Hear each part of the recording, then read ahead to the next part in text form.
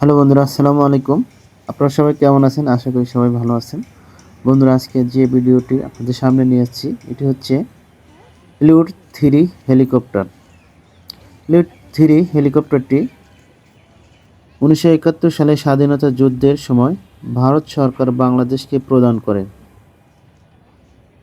ফ্রান্সের তৈরি এই হেলিকপ্টারটিতে মহান মুক্তিযুদ্ধের সময় দুটি রকেট পড, একটি ঘূর্ণায়মান 303 ব্রাউনিং মেশিন গান স্থাপন করা হয় এবং 25 পাউন্ড বোমা হাত দিয়ে ছোড়ার জন্য ভিতরে বিশেষ ব্যবস্থা তৈরি করা হয়। স্বাধীনতা যুদ্ধের এলিট 3 হেলিকপ্টারের অবদান বিশেষভাবে উল্লেখযোগ্য। এলিট 3 একটি ফরাসি নির্মিত ইউটিলিটি হেলিকপ্টার যা হালকা ওজনের কিন্তু শক্তিশালী এবং বহুমুখী কাজের জন্য ডিজাইন করা হয়েছিল।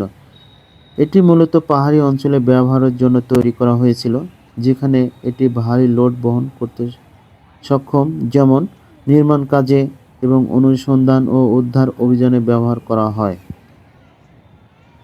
এলিট 3 হেলিকপ্টারের বৈশিষ্ট্য: হালকা ইউটিলিটি হেলিকপ্টার।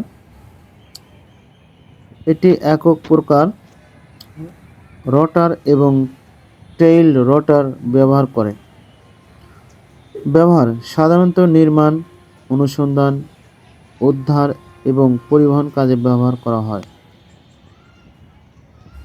এলিট 3 হেলিকপ্টারের সক্ষমতা: এটি একটি শক্তিশালী ইঞ্জিন এবং টেকসই ডিজাইন সহ আছে যা একে দুর্গম অঞ্চলের কাজে ব্যবহার করতে সক্ষম।